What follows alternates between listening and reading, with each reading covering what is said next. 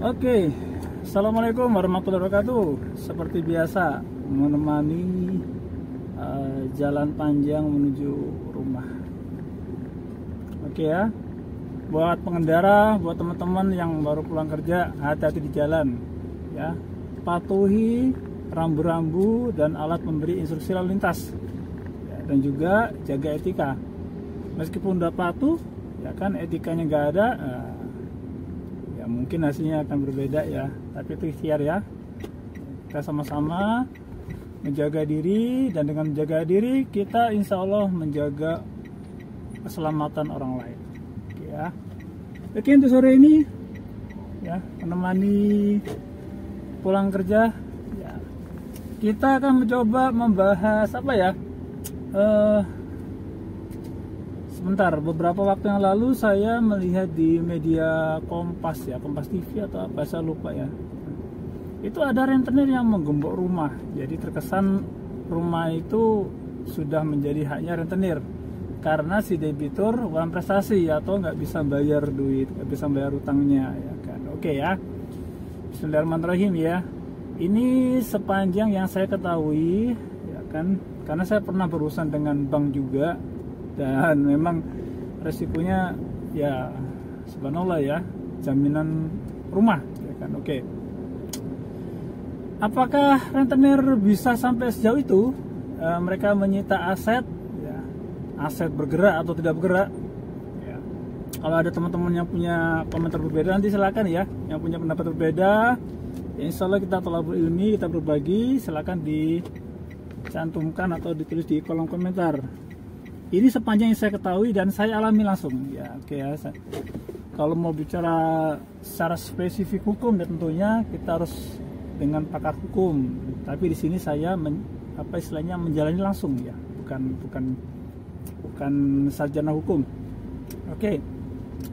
Sepanjang yang saya ketahui ya kan, di dalam sebuah perikatan hutang piutang tentunya ada jaminan. Kenapa harus ada jaminan? Ya tentunya secara otomatis ya, itu adalah untuk sebagai antisipasi apabila hutang itu ternyata di dalam pembayarannya molor ya, terlambat atau bermasalah lah intinya ya, dalam pembayaran masalah, makanya harus ada jaminan. Oke ya, dipahami dulu di situ. Jadi jaminan itu digunakan untuk membayar hutang. Ya, jaminan itu untuk mengganti hutang, mengganti nilai hutang yang tertanggung. Nah, kemudian di sini kita lebih spesifik lagi, ya, mengerucut lagi, ya kan? Kita langsung to the point aja ya, biar nggak berbelit-belit. Jaminan itu berupa apa aja? Nah, bisa aset bergerak ataupun aset tidak bergerak. Contohnya aset bergerak apa? Motor, ya, mobil ya, mobil, motor, ya, yang ada nilainya ya. Yang nggak ada nilainya, yang ada nilainya ya motor, mobil, apa lagi ya, itu adalah aset yang bergerak. Kemudian aset tidak bergerak apa? Tanah dan bangunan. Oke ya, dari sini ya mudah-mudahan bisa dipahami ya, bahwa hutang itu harus ada jaminan sesuai dengan aturannya, dan jaminan itu bisa berupa aset bergerak ataupun aset tidak bergerak. Oke. Kemudian apakah aset ini bisa langsung langsung disita, langsung digunakan atau diambil oleh kreditur atau memberikan utang? Tunggu dulu ya, apalagi kita bicara rentenir nih ya, kita bicara kreditur ya, seseorang yang menurut mata pencariannya ya, dia sengaja meminjamkan uang ya, dia sengaja istilahnya memberikan pinjaman dengan bunga, padahal itu adalah bukan kewenangan dia.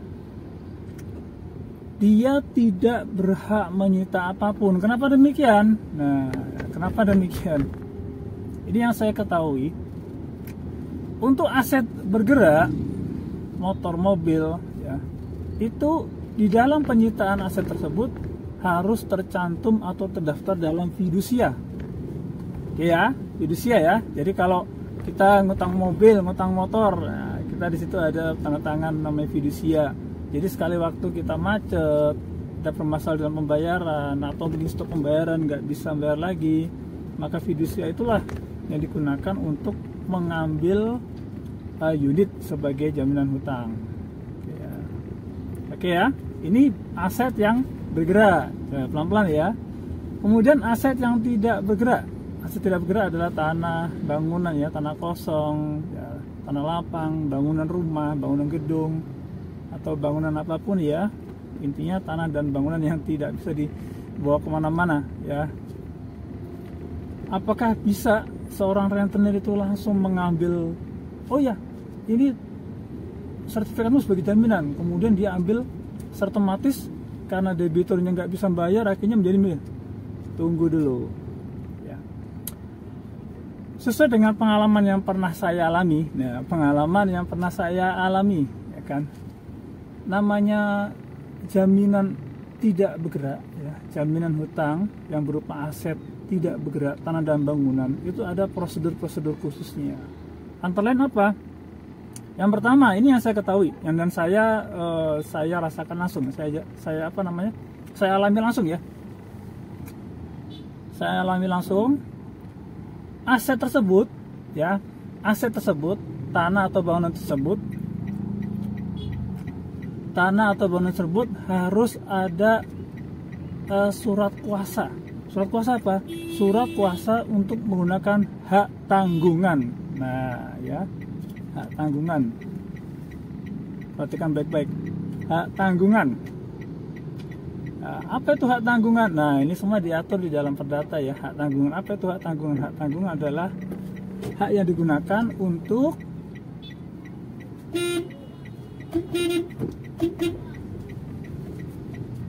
Oke, sebentar ya. Ini macet ini ya. Sebentar. Hak tanggungan ini adalah ya, semacam kuasa untuk ya mengambil alih ya, untuk mengambil alih aset sesuai dengan perjanjian, sesuai dengan persetujuan dari debitur ya.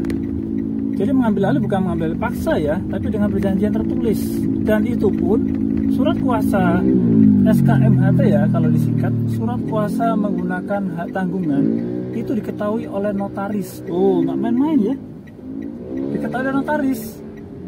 Nah, apakah notaris ini bisa bekerja sama dengan rente? Tidak semudah itu ya. Jadi nggak segampang tadi saya rangkum ya, saya ulangi lagi ya. Jaminan hutang yang berupa aset tidak bergerak, tanah dan bangunan itu diikat dengan hak tanggungan. Oke ya, dengan hak tanggungan. Nah, hak tanggungan ini di dalam dokumen hak tanggungan ini ya kan, itu tercantum nama debitur, tercantum nama kreditur, disaksikan oleh siapa? Oleh notaris. Nah, notaris ini tidak bisa bekerja sama dengan rentenir semudah itu. Ingat baik-baik ya, tidak bisa semudah itu. Ya, begitu rentenir dapat sertifikat tanah, kemudian udah ini menjadi hak saya karena kamu nggak bisa membayar hutang. Hutangnya berapa, ini berapa, yang disita berapa. Nggak bisa seperti itu. Ya. Dan ingat, ada satu lagi. Surat kuasa dari seorang debitur, ya, surat kuasa dari yang menerima utang, yang menerima duit utangan, ya kan? Itu nanti didaftarkan di BPN. Untuk apa? Untuk melakukan roya. Ya. Jadi di sini nanti muncul namanya akta. Ya. APHT, akta pemberian hak tanggungan. Oke ya. Jadi tidak semudah itu, ya.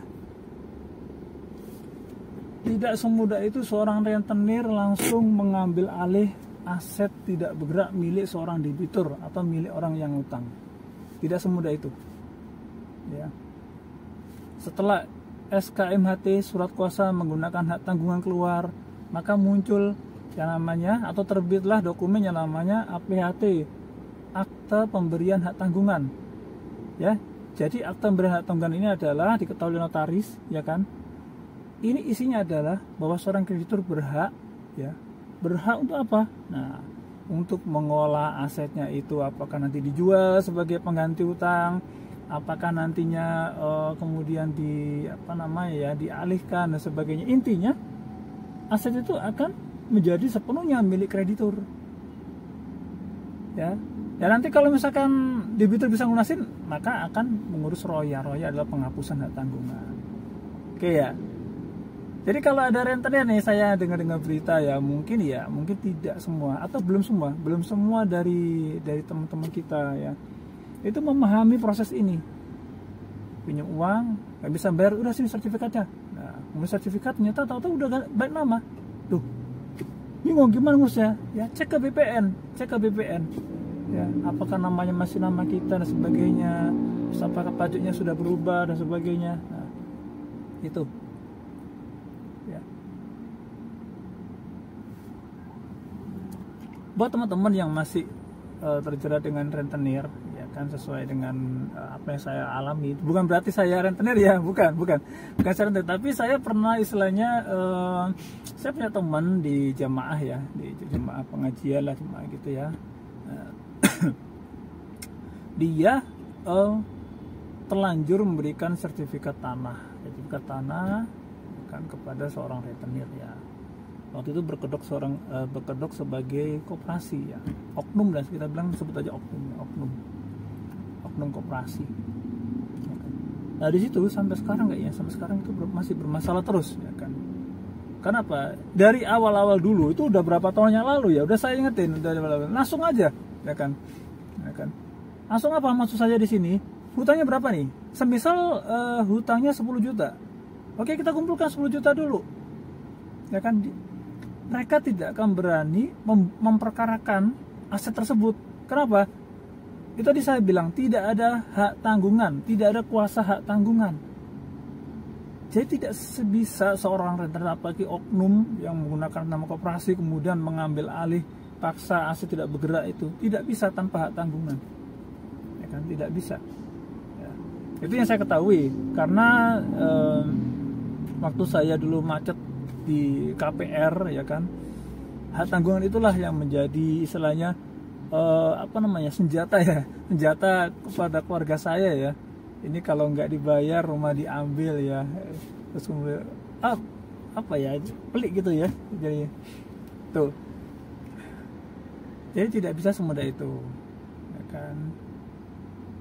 Aset bergerak, aset tidak bergerak, tidak semudah itu bisa dipindah tangankan tanpa dokumen yang jelas, resmi ya, tanpa dokumen yang valid ya, tanpa dokumen yang sesuai dengan prosedur hukum. Jadi kalau ada rentenir tiba-tiba namanya sudah berubah, nah pasti ada sesuatu di AJB-nya, akta jual belinya, pasti ada sesuatu ya. Ada ya, kita sebut ada dugaan ya, ada cacat hukum lah di situ ya. Itu. Ya. Terus bagaimana kalau semisal rentenir tidak mau memberikan sertifikat tanah kita dan ditahan terus? Kita ya, atau misalkan contohnya yang punya utang, sertifikat saya ditahan rentenir ya kan, kita kumpulkan dulu uang sampai dengan sejumlah nominal uang yang kita terima. Apakah terima lagi? Jelas nagih. Apakah tambah bunga? Jelas dengan bunga, karena itu sudah prinsip rentenir ya, cari untung di situ. Nah, dalam proses pengumpulan uang tersebut tentunya akan ada upaya-upaya licik ya. Ini yang pernah saya lihat ya.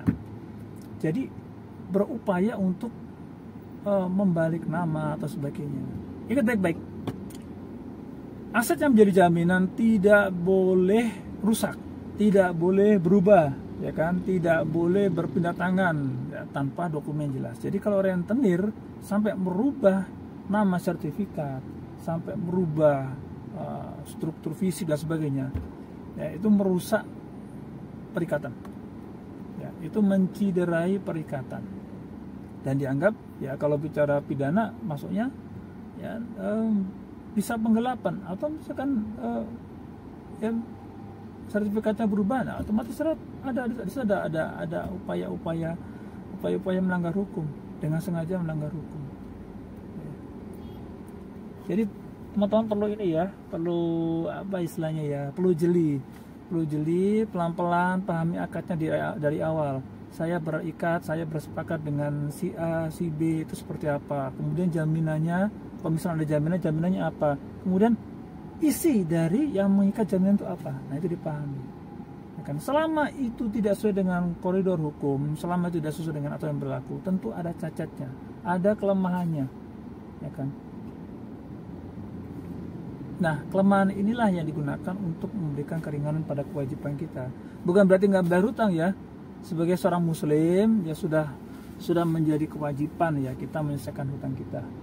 Ya, itu sudah menjadi keharusan ya, sudah keharusan ya. Kan. Tapi kalau sampai ajal menjemput, hutang kita masih belum lunas ya, itu Allah yang ngatur ya. Yang penting kita ikhtiar dulu. Oke ya. Kurang lebih seperti itu ya.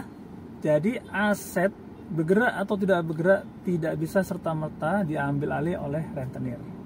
Ya kan, kenapa demikian? Ada proses hukum, ada prosedur hukum yang harus dilalui agar aset itu bisa menjadi dipindah tangankan atau dijual dan sebagainya untuk sebagai jaminan atau untuk pelunasan hutang. Sampai di sini dulu ya. Insya Allah nanti kita lanjut lagi di kesempatan yang ada ya dengan seizin Allah, ya kan. Tentunya saya berbagi sesuai dengan pengalaman yang pernah saya jalani, yang pernah saya lewati ya. Jadi bukan berdasarkan kata orang, tapi saya pernah berdebat langsung sendiri dengan rentenir, ya kan. Dan itu memang suatu hal yang qadarullah, merupakan Allah izinkan untuk mendapatkan tambahan-tambahan pelajaran. Supaya apa? Supaya kita saling mengingatkan, ya kan. Butuh, ya butuh, ya kan. Tapi tentunya dengan kita butuh sesuatu itu tentunya harus didasari dengan ilmu. Tanpa ilmu maka kebutuhan itu justru akan menjebak diri kita, merugikan diri kita nantinya. Oke, salam sehat selalu ya. Semoga Allah menjadikan kita bertemu lagi. Ya, silakan apabila ada hal-hal yang disampaikan silakan tuliskan dalam komentar, dan insya Allah saya terbuka untuk apa istilahnya sharing ya. Sharing ya kan, mungkin saya masih kurang dalam penyampaian, saya mohon maaf ya. Tolong, misalkan ada yang salah tolong dibetulkan. Terima kasih. Hati-hati ya kan, tetap ikhtiar terus, tetap mohon ampun kepada Allah karena kita tidak tahu ajal kapan menjemput. Oke. Assalamualaikum warahmatullahi wabarakatuh. Salam sehat selalu.